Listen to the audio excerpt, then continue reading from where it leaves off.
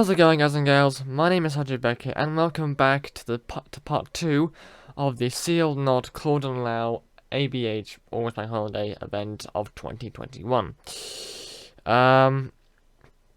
So this is like I mentioned in part 1. This is the battle from the Sunday, of the two battles from Sunday and Monday. In this battle, it's the historically accurate battle where Parliament kicks our ass, the Royalists' ass, even. I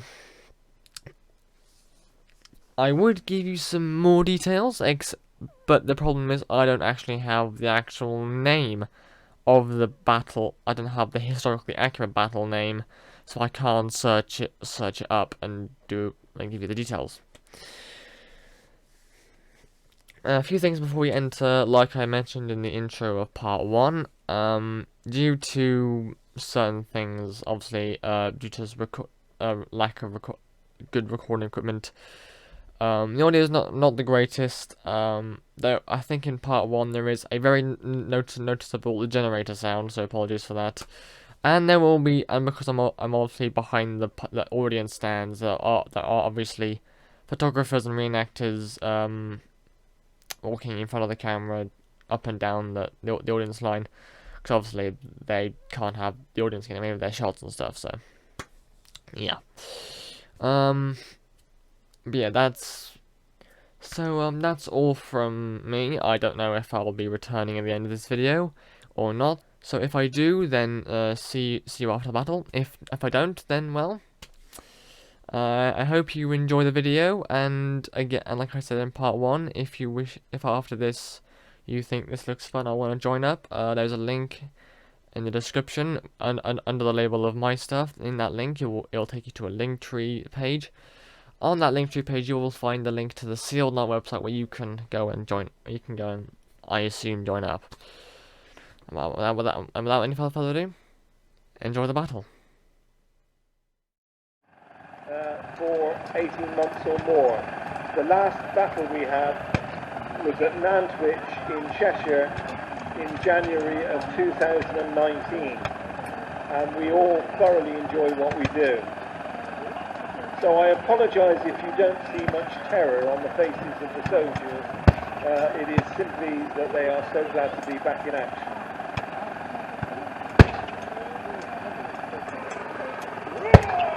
We are, of course, not actually trying to hurt one another, whereas in the 17th century they did try seriously to hurt the opposite side. And another petition is of interest. Another Staffordshire man who came from Uttoxeter and was pressed into service at Uttoxeter and became a member of Colonel Richley's regiment under Captain Snow, was involved in the taking of Stafford and then shipped off to Ireland to take part in the war there. His petition records that he was, and this is fairly gory, so if you have people who are squeamish, you may wish to cover their ears. He says that his skull was cut and a piece of silver was put in to supply the breach, in other words, to fill the hole. His ear slit through, his cheek was cut, his jawbone broken, his right arm utterly maimed, his side run through, his thigh run through in 2 different places by broad-headed pikes. So that was one man suffering so many injuries, who still managed to survive it, but obviously was unable to work, and therefore was seeking assistance from the Parliament Guard in Stafford in 1649.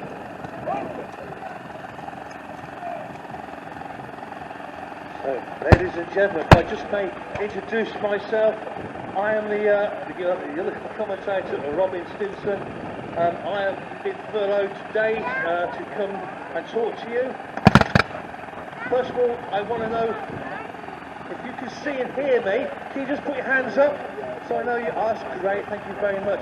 Right, so, first thing you need to know, the Royalists are much better troops than we've been led to understand. We thought these were garrison troops, but as I see, there's some very good regiments amongst them. This is going to be a tough day for Parliament, because I've been with the Parliament Army for 4 weeks now. They have been draggled, they've been marching for many miles. They're very short of powder, but Lichfield has resupplied the Royalists. They have got plenty of powder. Nasty shock awaiting my Parliament colleagues. Also, as you see, they've got some rather fine mounts, some good horses and well rested. Parliament's cavalry have been on the road. They're lean, but they're very tired. Now, as I look amongst the well-known array of Royalist troops, we have the King's Guard, a hard-bitten bunch there. We have Prince Rupert's own regiment of foot there, another very good field regiment. We have some Western regiments, and we're going right down there, we have some local militias. So, this is a good battle line. Now the Parliamentarians, as you see, they've only just taken the field. They've had to march 6 miles to get here, so they're slightly tired, and they're having to now pause just to see what's facing them. Now to go the Parliamentarians into any rack act, the officers are putting their ensigns out. This is still to taunt the opposition. Here we are, come and get us. So all these are ensigns, young gentlemen, all have a very good art of waving the colours. Parliamentarians, they're going to retire now, they're going to put their ensigns out to a flourish. In the meantime, the flank which you've heard popping away, this is a forlorn hope. They have been repositioned, and what we're going to see soon is a typical 17th century battle made up of 3 components: pikemen, that's with the long pikes, the musketeers, and the cavalry, and of course artillery, but it's mostly the 3. Now the cavalry, that gives them mobility.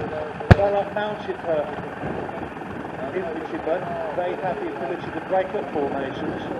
The pike is basically there to protect the musketeers, and the musketeers, they can get up about 2 rounds a minute. Very inaccurate, but no training was involved. You could teach a man to fire a gun in the morning. So that's it. We're setting the tone now. I'm going to hand you back to Malcolm just to give you a little bit of inside information. Thank you, Malcolm.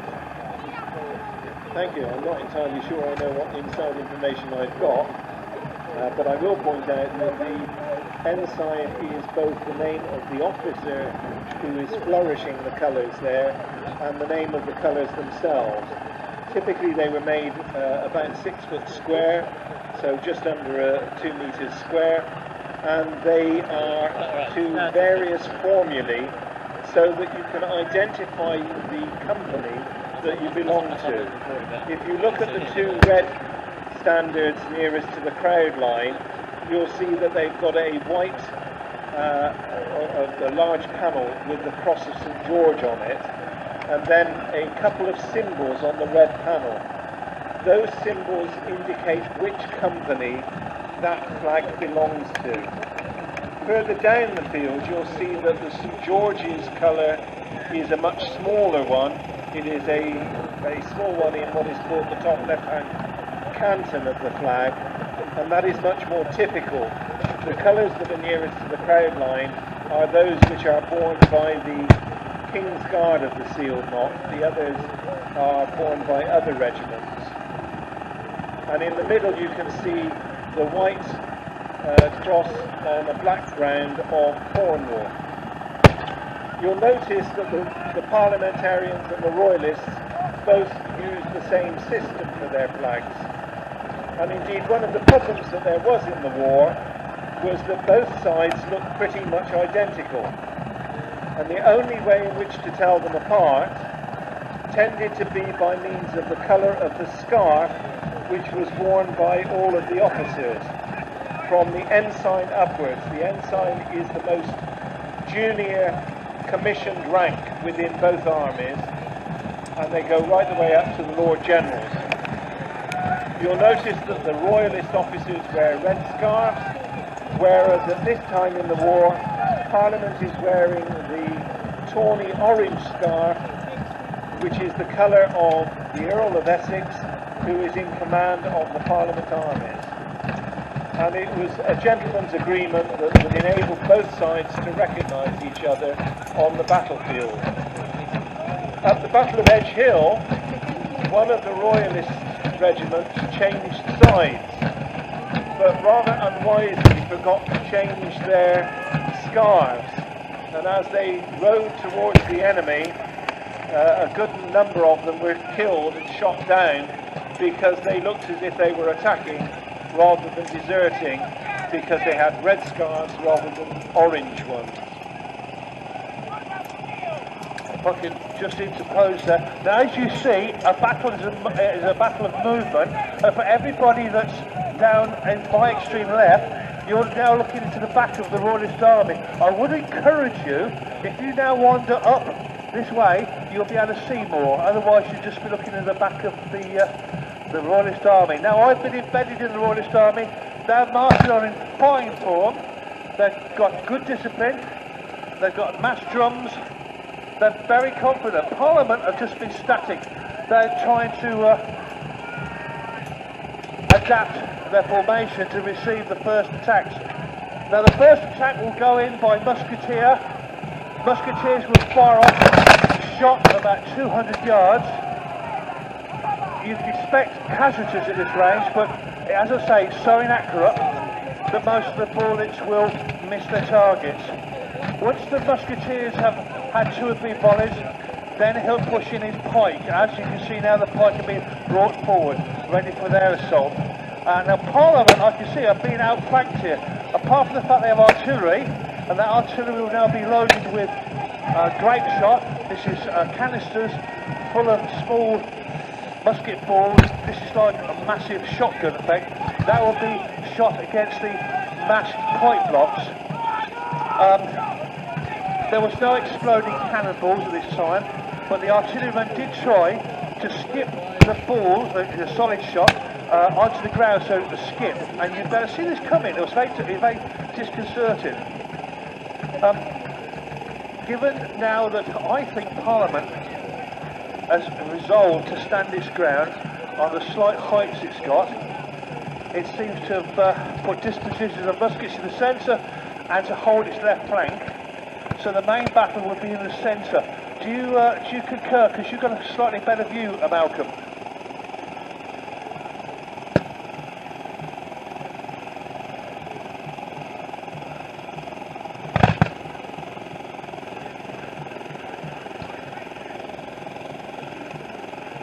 Malcolm's off at the moment. No, I'm back.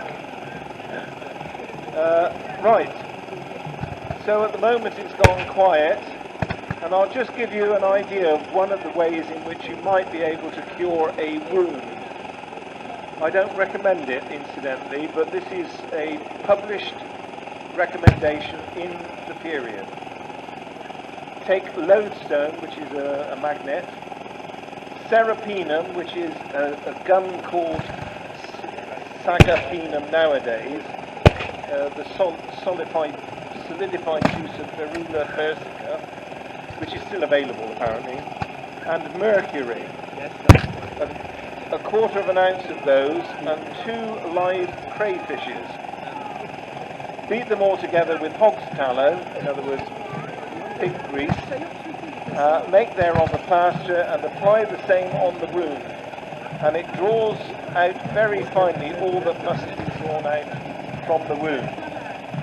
As I say, I don't recommend using it, but it is one which is in a 17th century book of medicine. So it's all gone rather quiet over there, and I'm like a large portion of the audience. I can merely see the back of the battle. Well, Malcolm, I can tell you they are starting to close the range now. They started firing at 200 paces. They're now trying to bring it down to 150 paces. I can smell the acrid, stinging smoke of the black powder starting to sting my eyes. There's been just 1 or 2 casualties, but so far They're just starting to very slowly close the range. You see the pike there, they're now getting to within 100 paces. Now they'll start taking casualties unless they actually go into the attack. The Parliament has very cleverly brought its cavalry in to try and disrupt this movement on this right flank. And you see that manoeuvre that the Royalists are doing on the extreme right, that's called a hedgehog. This is a defensive formation, reminiscent in later days of the redcoats of Napoleon's with making the squares. In this day we made a round formation. The musketeers are being protected by the pikemen, and they're keeping the horse at a pike's length. So the horse would be armed with muskets, carbines. They'd fire into this mass of men, but because they only had wood shot, then they'd have to withdraw to reload. So it's purely defensive. They're keeping the Parliament cavalry at pike's length. They will be taking some casualties, but in the meantime, the Royalist commander wants to press the attack, so he's now bringing the centre of his line closer. Whether this is just a feint or whether it's going to go in at the pike, I don't know. They're now 100 paces away from each other. They're now 75 paces away. Parliament have not made any response. They're now 50 paces away. If Parliament are going to have to do something about this, no, that's just a feint. They've stopped. Parliament now decided to come in. Now here we go. If you look in the centre, this is a pusher pike. The classic pusher pike. I hope you can see it. Now the pikemen, armed with this rather clumsy medieval weapon, they've got 3 targets. They're going for the throat, which is unprotected by armour or buff coats. They're going for underneath the armpit, another area which is unprotected, trying to get to the chest cavity. And rather ungentlemanly, they're also going for the groin. They'll be trying to stab the opposition in those 3 areas, all of which carry major veins, arteries. So if they're severed, you're pretty well done for. So through the smoke, none of the attacks have been pressed home with great fervour. They've all been stopped. Although I can see the Royalists are trying to extend their right so they can do an enveloping position. So Malcolm, you'll be the Royalist. Are you feeling rather confident at this juncture of time? Well, we can see that the Royalists have pushed back the Parliamentarians. The Parliamentarians have no real sense of responsibility to their king. They claim that they support the king through Parliament, but we all know that that is merely a form of words to enable a few power-hungry dogs in London to gain control. So I think that the Royalists here, who are obviously fighting for God's anointed monarch, are bound to win.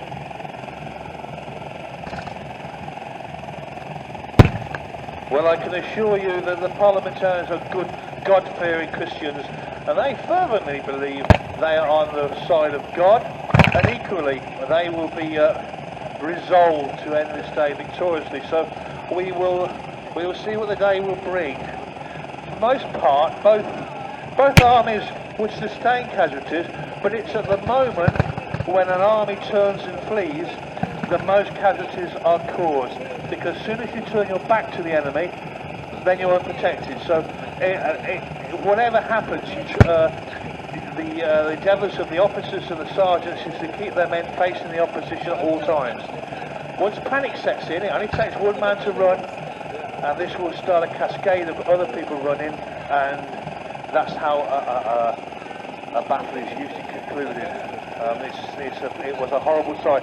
It gives the cavalry free rein to ride amongst them, cut them down, and obviously you've fought a battle, you're very tired, you can't flee very far. So That's the way battle's mostly headed, but I suspect that won't be for some time. I can see the Royalists on their left flank have repositioned some of their reserve troops. I suspect they're going to strengthen the centre to see if they can push the centre of the Parliament's line. That's my interpretation, Malcolm. Do you concur? Sorry, you'll have to repeat that. I was fast asleep at the time. I get bored with all this talk from parliamentarians. Malcolm, I was saying, it looks to me as if the Royalists are repositioning their extreme flank and maybe strengthening the centre and trying to drive a wedge through the centre of Parliament lines. Do you interpret the same as me, or do you see it another way? Frankly, I honestly do not know. The white coats down at the far end of the Royalist line have certainly moved back, but it looks as if there are Parliament troops almost outflanking them, in which case it may be that it is more of a defensive manoeuvre than an attacking one. It's hard to tell at this stage, and I wouldn't predict what is going on. I imagine there's only one person on the field there on the Royalist side who knows what he wants to do in terms of the army.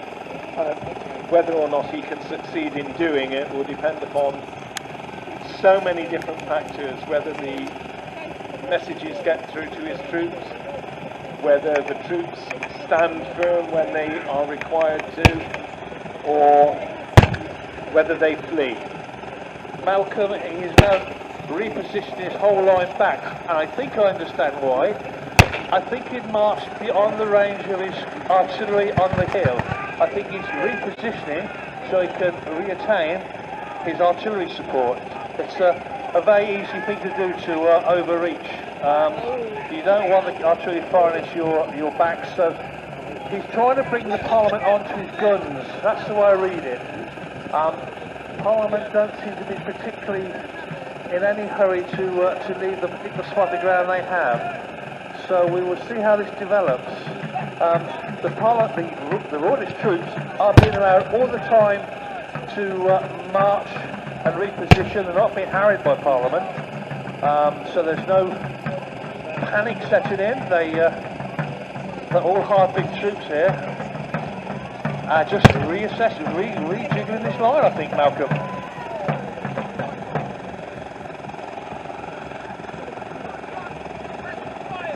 Yes, I think your interpretation of the reasoning to bring the artillery into more action makes sense.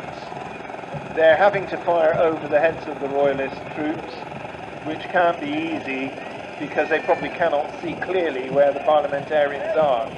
And the worst thing that could possibly happen is for the artillery on the Royalist side to start hitting Royalist troops in front of them.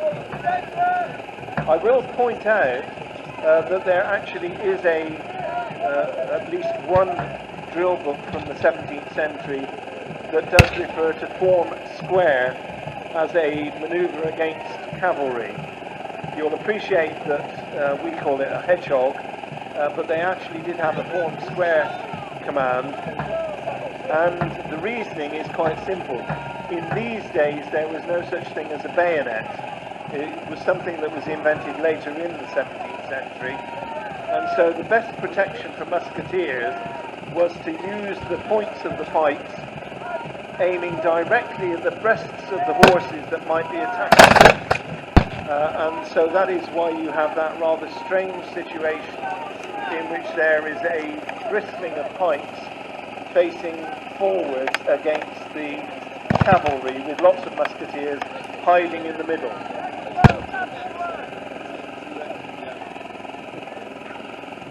You will have seen on the field that there are a few groups of men and women behind the actual armies.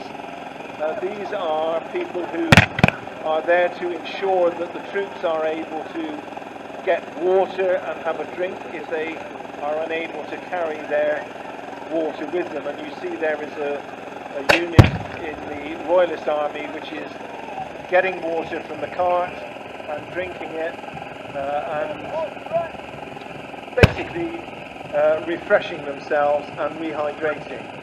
The most common problem that we have in terms of injuries is that people become dehydrated on the field, and the medics usually have something called Rehydrate, which is available for 21st century people who need to be rehydrated. If you don't need it, it tastes horrible. If you do need it, it is nectar. And the occasions on which I've needed it, it's always been nectar. And I really do appreciate the work of the Sealed Knot Medical Service. Malcolm, I know that the audience has been had a demonstration earlier, but for those arriving late, if you are looking into the ranks of musketeers, you will see two distinct types of musket being used. One is we call a matchlock, they're cheap weapon to mass produce, which is fired by a lit taper into the prison. And the second type was a much more modern, much more expensive doglock, which is an early form of flintlock. And I can see there are quite a lot of more modern equipment in the Royalist troops at the moment. They must have taken some weapons from the Lichfield garrison, which I know has an armoury. So they are predominantly doglocks, which is a good thing for them, not so good for Parliament. The rate of fire isn't quite as rapid for the matchlock, but you do get a degree of accuracy unknown with a matchlock with a doglock, so that's far more accurate, or relatively accurate I should say.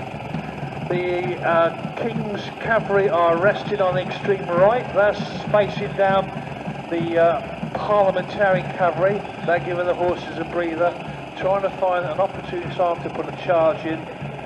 There's a much taunting going on from both sides, but having now taken advantage of this crest, both sides don't really want to move from it. So though there's some action on the extreme left, I would imagine it's the right hand side which is going to win or lose this battle.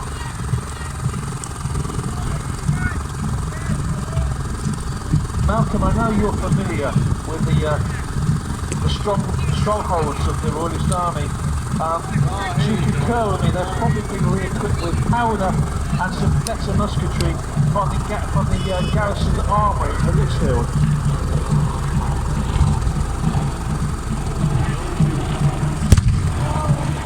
This time there is some yeast in the air which is stopping me from hearing the final part of what you said, Robin. Could you repeat it, please? Malcolm, I know you're the experts of the dispositions of the Royalist Army in the Midlands, and I was observing to the townspeople, the villagers, that in my opinion the Royalists have got a good selection of arms, but much more modern doglocks.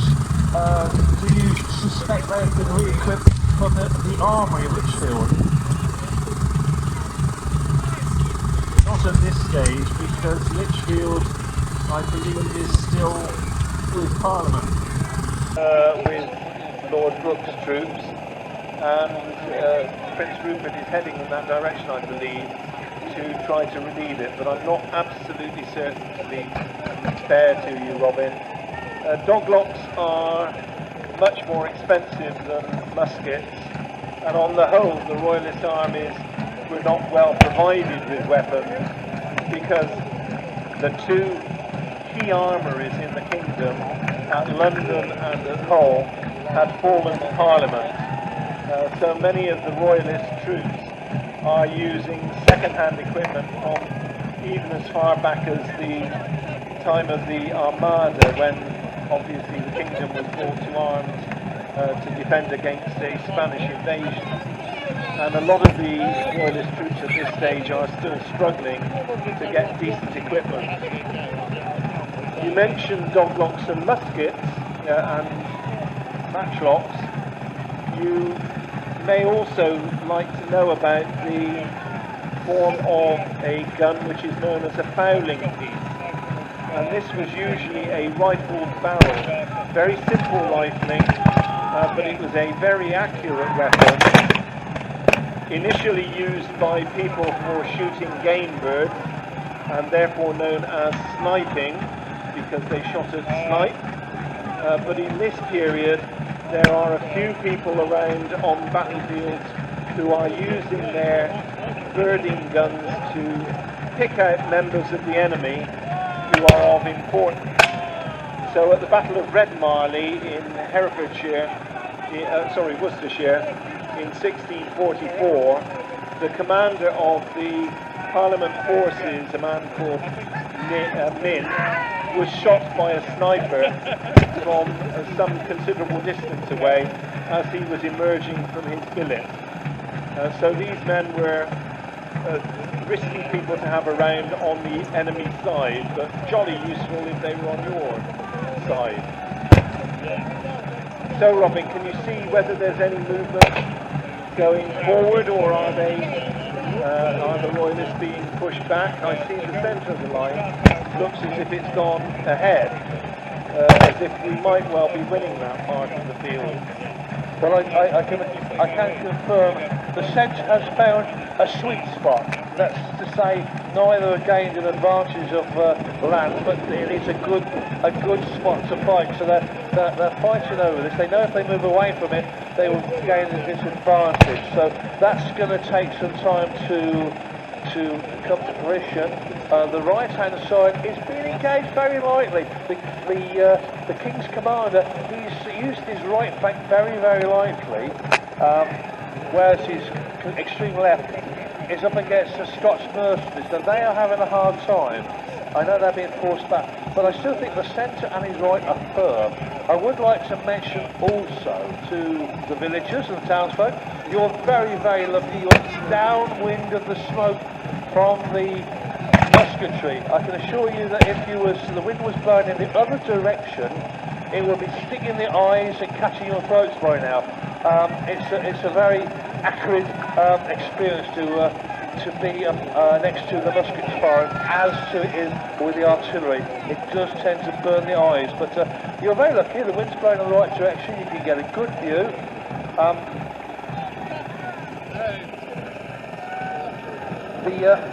The cavalry, the King's cavalry, they actually have attacked the parliamentarian cavalry. They are being very, they've got better mounts, I think. They're just fresher horses. They're more proactive. Parliament seem to be just receiving charge after charge. The Scots mercenaries on the extreme left, they seem to have just found an area where they want to defend from. Yes, Malcolm, this is that telling time where if you're watching the battle you think nothing's happening, but it is. Troops are starting to get tired. Gunpowder, for one or both armies, maybe just starting to get a little bit thin. Casualties start to mount up. One or two faint hearts. So I'll be honest, some of these troops have never been in a battle before. Some of the faint hearts will start to wander towards the rear. Yeah, this is always that interesting time of a battle. It looks inactive, it looks quite boring, but in actual fact it's like a boxing match. One side must give. Do you concur, Malcolm? On the whole, yes. I'm just looking to see what's going on in the centre here, where there is a sort of a rugby scrum, which is formed by 2 units, or maybe more than 2 units, facing off against each other and trying to simply overpower the other side. This is actually probably a rarity in the period, because there isn't a lot of point in carrying 16 feet of ash pole around with you with a pointy, sharp piece of steel on the end of it, unless you're going to try and prod somebody on the opposite side with it. But that obviously is dangerous for us to do with any degree of seriousness on the battlefield, and so the pikemen, who are on the whole interested in having a good physical exercise out there, will do what they call push of pike. It is actually a term that is used in the 17th century, but it is rather more of a sort of a scrum affair, and they thoroughly enjoy doing it. And I've seen battles in which, long after the battle is supposed to have ended, two units have been happily going at each other, enjoying the sheer physical exercise. It's interesting what Malcolm was saying, because also I'm standing next to the sensor points. Now, they're all heaving, they're all starting to sweat, they've been, had a very energetic time. However, they must take water. Normally taking water just takes a few seconds because a bottle is passed around. But because of the plague, each trooper has to have a separate water bottle, so this is taking some time to refresh the troops. It does give them time to take a breather, but I will explain that's what's taking the time is because of Corvus regulations. We must not share bottles amongst each other. We must play by the rules. So it's just taking a little bit more time, but I can assure you the bottles are now being collected and action will be rejoined. Well, it's interesting to see on the Royalist pipe block that the officer in command there is not letting everybody cheerfully go back for their water at the same time, but is sending them out a rank or a file at a time, which means that he's still got an effective block in case of an attack by the enemy. Malcolm, I've just gone amongst the Royalist cavalry. They're just taking a breather at the moment, but they seem very confident. I've got a trooper here who is willing to talk to me. Good afternoon, sir. You seem to have very fine mounts here. But I see the Parliament seems to be a bit out of steam. Are you confident of the day? Without a doubt, we've just had several mellies of which we've won every one. We will be righteous. We will win. Have you taken any casualties? We've lost one. That seems to bode well for the Royalist cavalry then. They seem to be very confident. I'll hand back now to Malcolm. Thank you, Robin. I've just noticed one of the white coats at the far end of the battlefield from the crowd line, standing behind the line and firing into the air away from the enemy. We're just about to see a blue coat adjacent to the crowd line do the same thing. This is because they have had misfires during the course of their shooting, and they are trying to make sure that the gunpowder which is still down the barrel is burnt off. They will have 2 or 3 attempts to fire the musket, and then if it still doesn't fire, they'll wait for a minute or so, and then water will be poured down the barrel and they won't be able to use it again during the battle. Malcolm, I could just interrupt you, I'm sorry about this. I've been very lucky, I've been granted an audience by a senior officer in the Royalist Army. He looks like he knows his business, he's well decked with armour and accoutrements, but he's willing to talk to us about how he sees the battle thus far. Yeah, well, actually, what's happening at the moment, we seem to have the roundheads are on the run a bit, really. We've got plenty of powder left, we've got plenty of ball, and the pikemen are really up for it.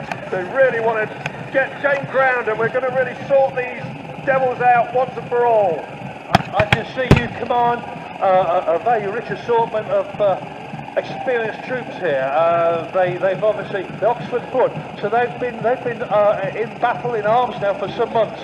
Yeah, yes, they're very experienced soldiers, and we're really taking it to the enemy. As I say, we're very high, we're very good, and heaven help Parliament. Thank you very much. Back to you, Malcolm. Thank you, Robert. I see that our colleague who is struggling with his musket is still trying to clear the touch-hole so that the black powder in the pan, which is on the outside of the barrel, can have a clear flash through of flame to the powder on the bottom of the barrel, which would be behind the ball in a normal firing situation. Often what happens is that very fine tube between the pan on the outside and the bottom of the barrel gets blocked up with soot, and that leads to the powder which we've put into the little pan on the outside, burning, but not actually setting light to the gun itself and sending the ball flying. So when you talk about a flash in the pan, that is where that comes from. It's because the gun has apparently fired, but it actually hasn't done. Actually, during the war and throughout history, a lot of people who were firing these sorts of guns would have flashes in the pan and put more balls down the barrel, thinking that they'd fired the last one off. And occasionally then one of these would actually fire, but because there were 5 or 6 balls in the barrel would explode and the shooter would probably be killed. The problem in this particular gun is that he has a dog lock, so that is a form of gun in which the flame is created by a flint hitting a piece of steel, and it may be that the flint is not sparking very well to make the gunpowder in the pan fire. I really don't know what his problem is, but hopefully we'll get it sorted and then he'll be able to go back into action. And he's just fired and it appears to have worked. So back into action for him, rather than the safety of staying well back from the enemy.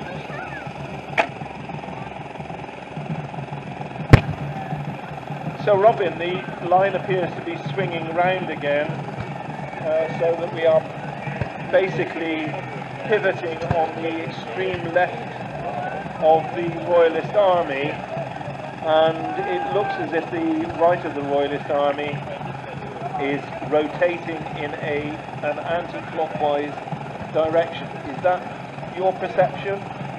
I believe you're right. I'm standing there absolutely terrified at the moment because the musketeers on both sides have started to get the eye in. There's musket balls going into the mass ranks. There's casualties starting to build up. The grass has become slippy with gore, with stomach intestines, blood. And if you look into the eyes of both sides, they're beginning to get that 1,000-yard stare. They're just pulling on last reserves of energy. If anything breaks, it will probably be on the. You're correct, on the left side. That seems to be the most pressed part of the both lines at the moment.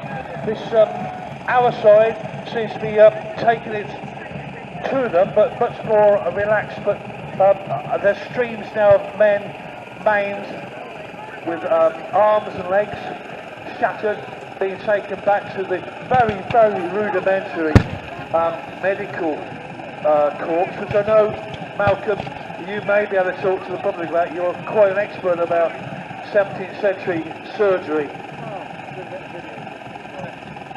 Well, I'm less of an expert than one that is aware of what happened at the time, and it is interesting because we have this impression that 17th century surgeons were all rather incompetent, and that the only solution that you could give for a badly wounded person was to perhaps cut off the limb or something of that type, and that often people died from their wounds. But as you've heard, people could suffer a lot of different injuries and still manage to survive.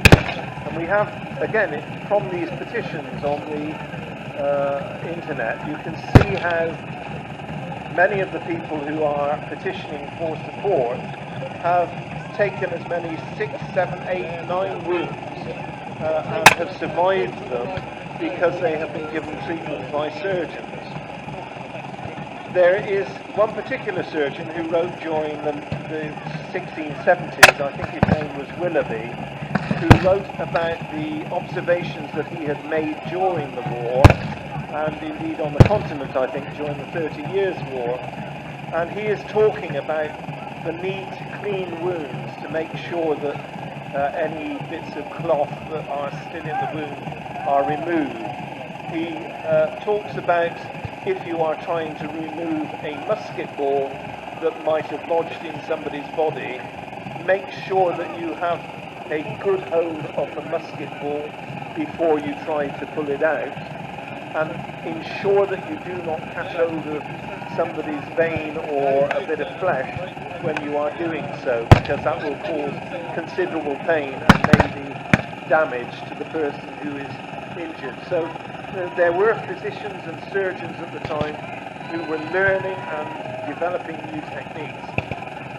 And that is true in most wartime situations. A lot of new ideas are developed during wartime, which then become general practice subsequently. Both sides had hospitals, and people would be able to be looked after in a hospital and cared for and their wounds restored. So the idea that people all died if they were hit by a musket ball is rather unlikely. Well, Malcolm, I know the barber surgeon attached to my regiment always insists that wherever possible the soldiers put a clean shirt on before they go into battle to cut down any infections, and he is a great exponent of copious amounts of vinegar wherever possible. Whether this has any effect I know not, but he insists on swabbing the floors and the injured with vinegar. Well, of course, that would act as a form of antiseptic, so it probably is quite a useful thing to have around. Although they didn't understand the whole concept of germs and bacteria that we now understand far better, but they knew what worked. And this is one of the really interesting things, is that a lot of the remedies and ideas that were around in the 17th century are ones which have been tried and tested and used for many, many years. And so in a typical family, the woman would take responsibility for the health of the family, and she would know what she had been taught by her parents, her mother, her grandmother, in the way of herbs that were useful for different ailments, and she would understand how to make those into concoctions that were good for healing people during the course of illnesses or if they were injured. Well, Malcolm, I can tell you one piece. I saw a galloper arrive in the back of the Royalist Army. He's obviously got a message for the commander, and as subsequent, the whole line seems to be withdrawn, and I got no idea why, because in my view, they had the upper hand, but they're withdrawn in good order. Now, whether he's had a request to divert some troops to another part of the country hard pressed, therefore he's decided to withdraw in good order, or what? But it's an interesting development, because yes, the whole line is now withdrawing, and I know not why.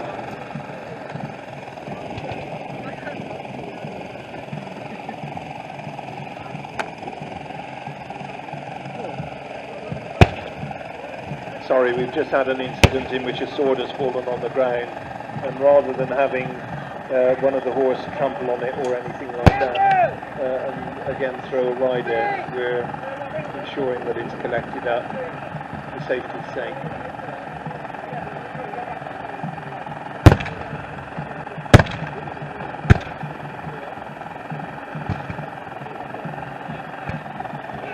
We are very conscious of health and safety amongst our members, and obviously there are things which can cause injuries and damage to people. Everybody that you see out there firing a musket, everybody that you see wielding a sword, has had to pass a test to ensure that they are competent to do so. We make sure that there are rules about the way in which you fight with your sword or your musket. So, for example, musket blocks will stay a certain distance apart, so that if there is any fire coming out of the front of the muzzle of the musket, it isn't going to hurt the opposing side. And to see that, you really need to see a battle in the night, because the gout of flame that comes from the front of a musket extends for about 10 feet, so 3 meters. From an artillery piece, it's 3 times that length, and it is really very spectacular indeed. So it looks as if the parliamentarian has managed to get up on the hill, and for some reason the royalists have given them the option to come at them on the level.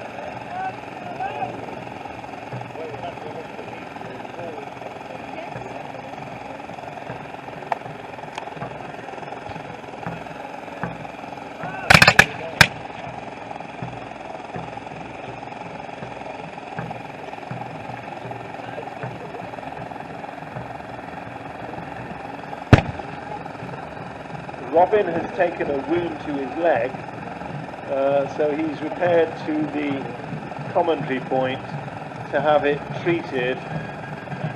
Fortunately, we do have a surgeon in here, so he may well be able to return, at which point I suspect he will be behind the Parliament lines if he does. But he, like I am, is showing his age, I fear. So we see the Parliament troops flourishing their colours again.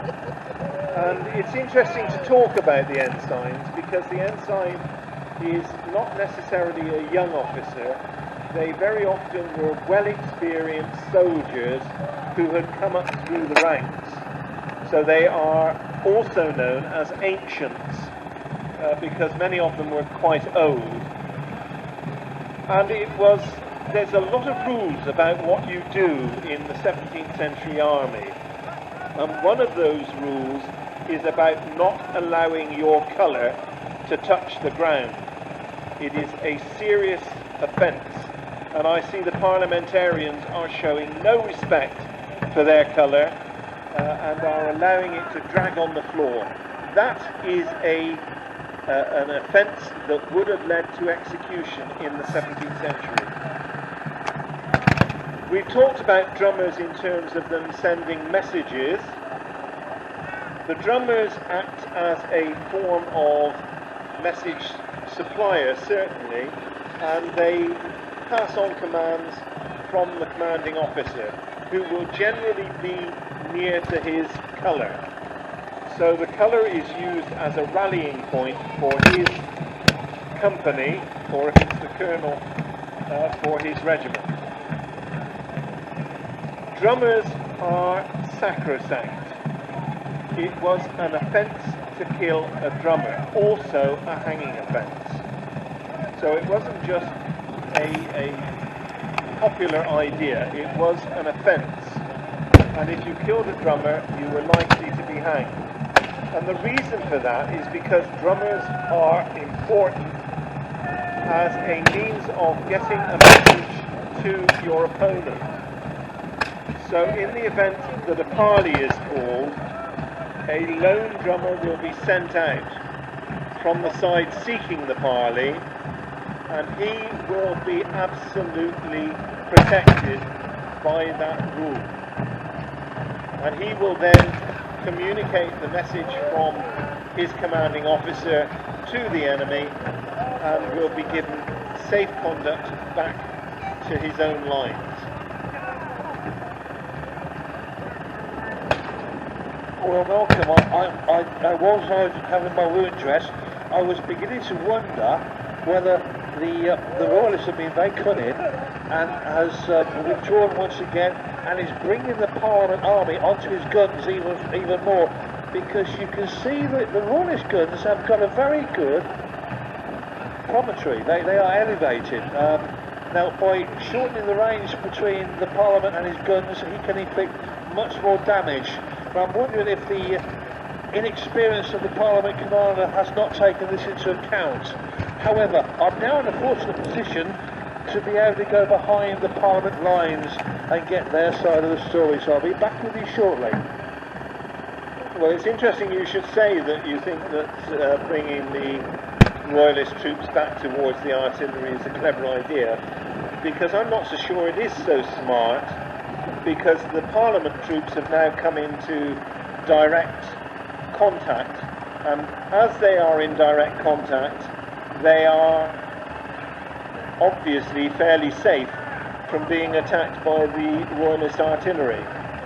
There are a few units that are moving forward now at the extreme left of the Parliament line, but they are probably fairly small and safe from being hit by the artillery of the Royalists. So I don't think it was a terribly clever idea, but we'll see.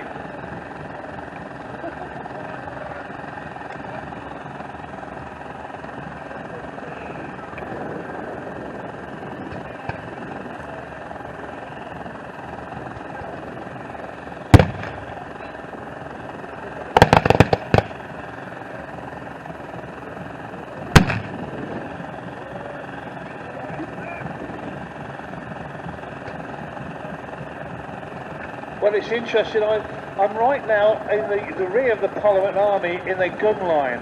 Now, I can tell you the gunners are working at the absolute peak rate. They are putting almost 3 rounds in a minute. So they've obviously been ordered to do this. They're directing it to the centre of the Royalist lines. So they're putting an awful lot of shot now into the centre of the Royalist lines. Usually, the artillery work to 1, maybe 2 rounds a minute, minute and a half. So they can't sustain this for very long, but while they can, it's very interesting to see. And they're going to fire, I think, as a battery. These are smaller pieces. These are just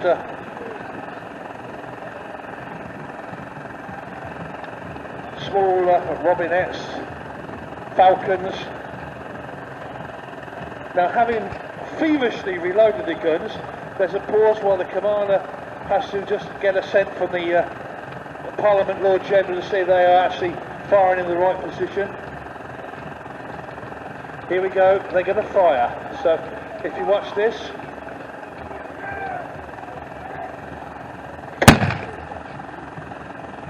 and there we go, that would have been a ball which would have skipped along and maybe struck a 50 or 60 strong pike block, taking out a file or a rank. So, once again I'm a bit bemused because they're still slightly giving ground. There's obviously some thought behind this, but I don't quite see what it is. The line is certainly shortened. The far right has come in, so the whole battle now is shortened. It is, of course, entirely possible, Robin, that the Royalists are starting to find that they're running out of powder, and that may be the reason why they are backing up towards the house. But like you, I'm a bit mystified. They were definitely on top of the enemy at the middle point of this battle, so I don't understand why they've withdrawn. Well, I can see that there are. I can see I've got some friends missing from the ranks. There's been casualties from both sides, but both armies seem to be standing steady and just slogging it out in the centre there.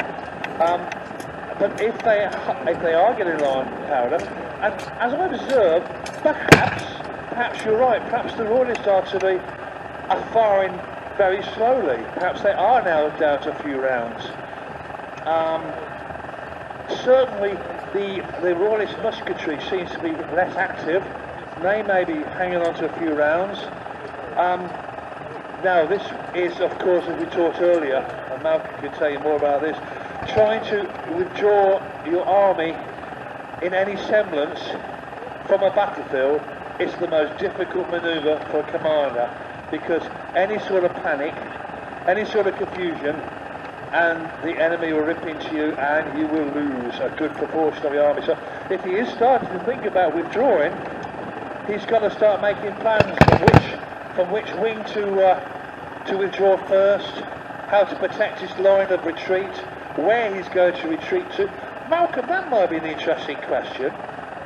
Where do you think, if it's a Royalist retreat, where would they be retreating to? And if it's a Parliament retreat to retire, where do you think they'd be retiring to? Interesting question. I think at this stage Stafford is still held by the Royalists, but it's not going to stay that way for very long.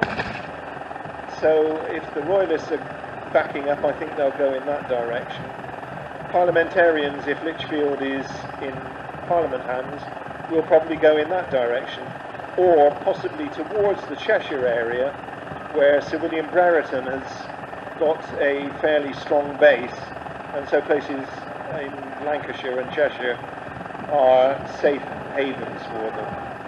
I know as I was marching to this battlefield, we went through a very charming town of Cheadle. Do you remember, was this a Parliament or a Royalist stronghold? Because that's only a few miles behind the Royalist lines. Yes, I don't know which side Cheadle was on or is on. It is a relatively small village, so it probably isn't a safe enough haven for anybody except temporarily. It's the sort of place which the governor or the military governor of a place like Stafford or one of the larger towns would place a garrison, an outstation if you like, of the main force in the city in the centre.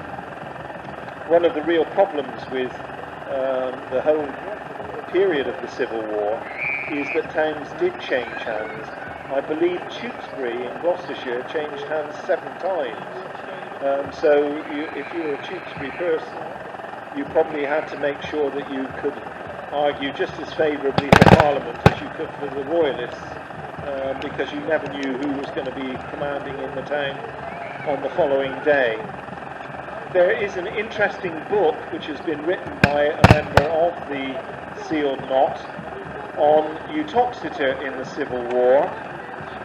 And it is full of really fascinating information about the way in which the citizens of Uttoxeter suffered, and they did suffer mightily, as a result of the armies passing through their town. And indeed, one of the worst problems is that it appears that the women of the town were suffering deaths after the armies had passed through, but probably as a result of diseases picked up because of troops being billeted on them. I can see Robin has something he's desperate to say, so I'll pass across. I have intelligence, Malcolm. Now, I've never been to a battlefield where you can see so far, but one thing has struck me. I can see no baggage train movement. There's no resupply of gunpowder. There's no reserve troops on the march. In either side, as you can see, we can see miles here. So what we see, what they've got is what they've got to fight with, and I know this for a fact. Parliament artillery is down to 4 rounds. That's all they've got left. 4 rounds. I'm pretty sure the heavy guns will be the same, which means it's my experience that the musketeers take the field with about 20, 25 rounds. They must be getting dangerously low as well.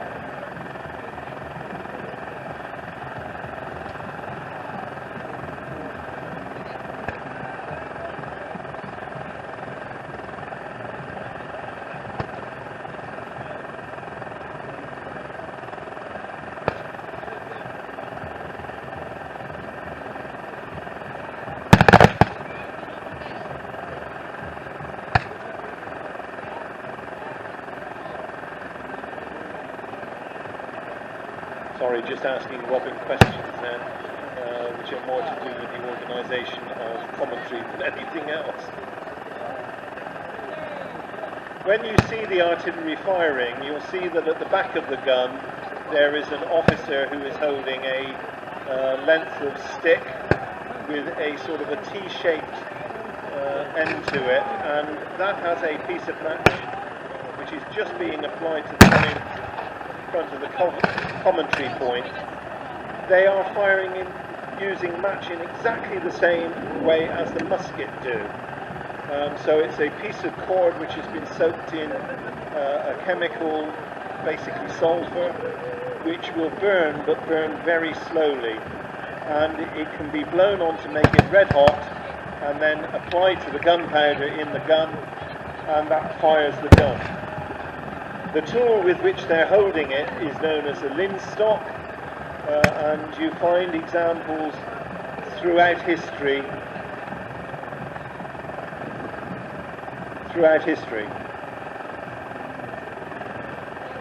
when they are loading the cannon, they put down in this case, a wad of grass or something like that, and they make sure it's firm.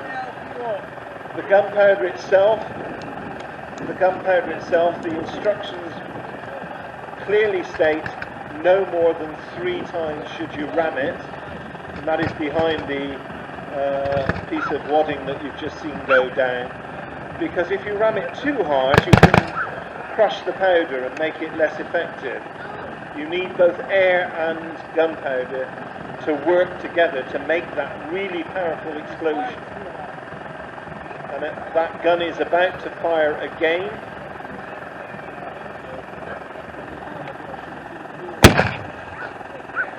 Malcolm, I've observed too, on both sides, musketeers have been stripped of any spare gunpowder, and musketeers are also starting to rip lead buttons off their tunics to fire the enemy. Can you see what I mean? It's obviously both sides now must be running very, very low on ammunition, and it has to be resolved shortly, otherwise it will come to a stalemate, which is very unsatisfactory.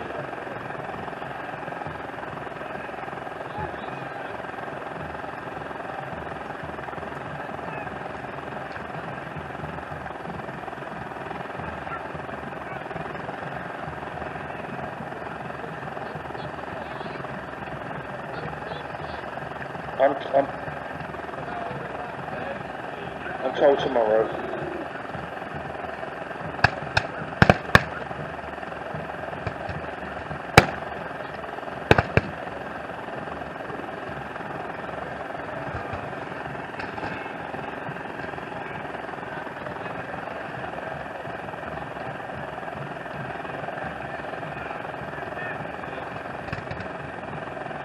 As you can see, having been fighting all this long, the people who are in the pipe blocks, absolute bonkers to my way of thinking, are still happily trying to push each other over.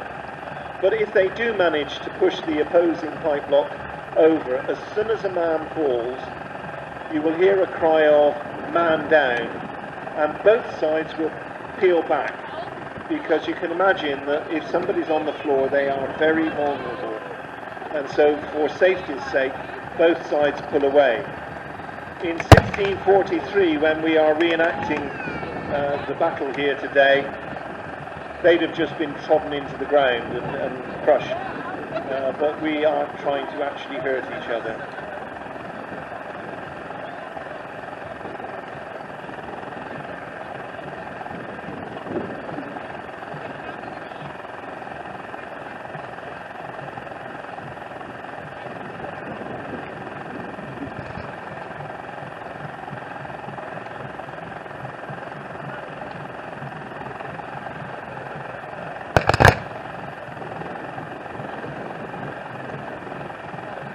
Well, Malcolm, I'm amidst now the Royalists trying to make some head and the tail. They're going to fire off their final volley, and they are retiring. So the Royalist army have been given instructions to retire. Now this is interesting to see if they... sorry, I've got smoke in my lungs here. If they can manage this without collapsing their line, you're probably at a disadvantage where you are, because obviously you've got to look to your extreme left, but the line of the Royalist army is now retiring in fairly good order. I have to say that. There's no panic, but it is retiring. I can equally say Parliament do not seem to be following up. They seem to be totally exhausted, or they're giving some space. Now, well, my guess is, Robin, that what is happening is that the Royalists are pulling back to Wootton Lodge, and there they will possibly take a final stand, or more likely, judging from what can be seen here, terms will be sought between the two armies, and if the Royalists have run out of powder, as you thought they might be, then they really have got very little option but to surrender the building and seek terms that enable them to leave the battlefield in good order and with honour. Well, Parliament now is starting to press the retiring foot as hard as they can. I have to say these are experienced royalist foot. They're keeping them at a pike's space. They're not breaking formation. Both cavalry units are both engaged. The far right is still stationary. They have not withdrawn yet. So, they have. So it's the Parliament that haven't advanced. So now the entire Parliament army is now pressing in to a small gap where the Royalist army have to retire to their former garrison, where obviously they have a resupply of ammunition, fresh mounts, but getting from this battlefield to there, now that's the problem.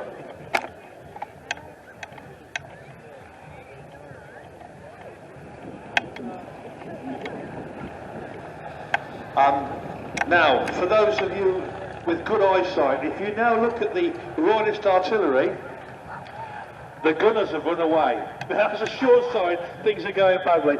The Royalist gunners have abandoned their guns as prizes of war to the Parliament army. They've just deserted the guns. I've never seen that before. So we definitely have got a problem within the structure of the Royalist army, which is forcing them to leave the battlefield in some haste now. There's a few hours of daylight left. We've been blessed with good weather today, as it did in 1643, beg your pardon. The weather's been kind. I should imagine, I'm guessing, that they're going to be able to get most, if not all of the troops back to their previous garrison tonight. They obviously have lost some. Both sides have taken casualties, as you can see.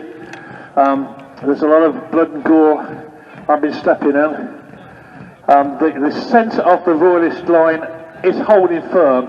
That's been chosen as the rear guard.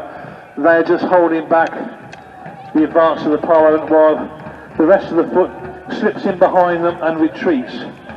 They'll be the last troops off. That's George Lowe's regiment. That's a local regiment, well thought of. The hard fighters. If anybody can hold the line for the Royalist army, it'll be Lyle's. So that'll be an interesting aspect. The cavalry seem to be blown now. The mounts are frothing from the mouth. The riders look worn out and tired. There's no room to manoeuvre. They're now going to be going back to the baggage train to wipe the horses down, give them fodder. But I'm sure they'd like a cheer from you, even though. Let's have a cheer for the cavalry. It is worth pointing out that the Lisle Regiment is the one which has put this event on in conjunction with the Marquis of Newcastle's regiment. So all of the work that's gone into preparing this event and setting it up for the public, publicising it, has been done as a result of the work of Lord Lyle's regiment. And now coming past the commentary point are members of the cavalry. Unfortunately, these are parliamentarians, but they will probably see the error of their ways in due course. Malcolm, I think it needs your dulcimer tones to raise the dead from the those who have fallen. Perhaps you can invoke God's almighty charity and raise the dead. I'll see what I can do. I will point out that there are not many people who have died on the field today, and that is because members of the Sealed Knot travel from all over the country to participate in these events, and they obviously do not want to die in the first 5 minutes. They want to enjoy the action that they take part in. But I see a unit of the King's Guard has very generously and very realistically taken heavy casualties close to the crowd line. And as far as I know, there is only one way to raise those people from the dead. And that is if you, the members of the audience, put your hands together and cheer loudly for the members of the Sealed Knot Society who have given you your entertainment this afternoon.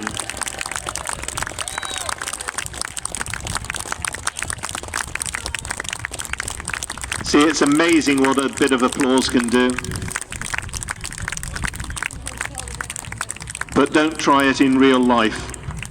So with the conclusion I know that if you want to stay a few more minutes, certainly one of the armies is going to do a grand march off, so you'll get a closer view of the tired army going back to barracks. I'm going to sign off now and leave the end of the commentary to my good colleague Malcolm. It's been a pleasure commentating for you all. I hope to see you tomorrow. So from me to you, farewell, have a safe journey home. Goodbye.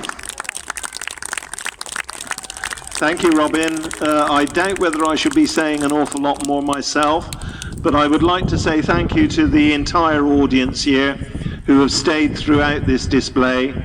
Living History Encampment is still open and will be for at least another hour, I think. Do go along and have a look at the various units that are there.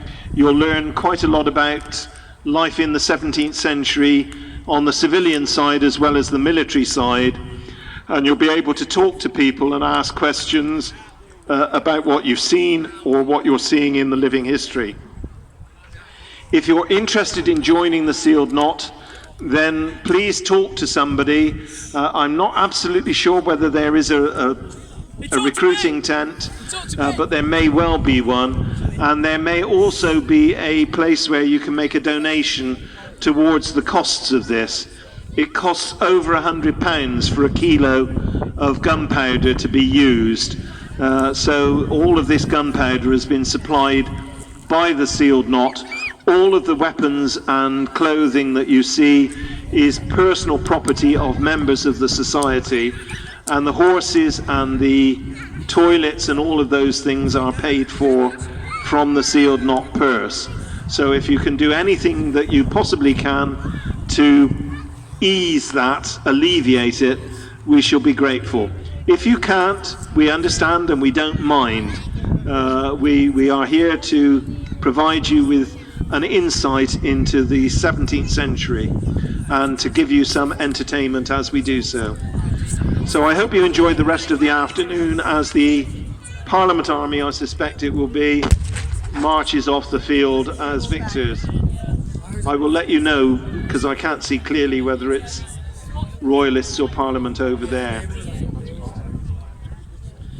I am being told categorically Parliament. As they are the victors, it is rightful that they should have the privilege of leaving the field in front of the audience.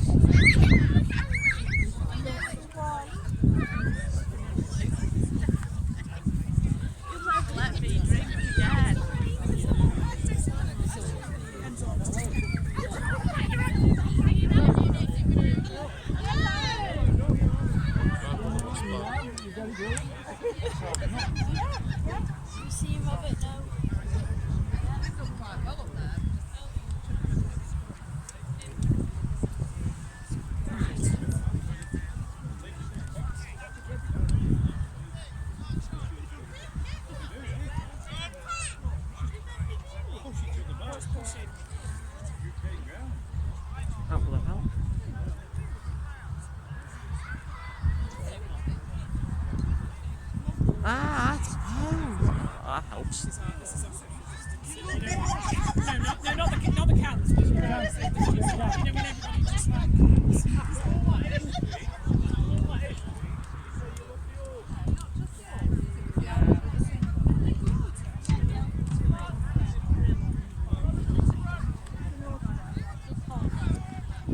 I don't quite understand what the Parliament Army is doing, but I think they are preparing themselves for something spectacular. But you can guarantee that any plan is likely to fail first contact. So whatever I think they may have planned may be different. No, they are marching away with the Lord General in front. This is Lord General Tim Baldwin, and it is the first battle that he's been able to lead his troops in of any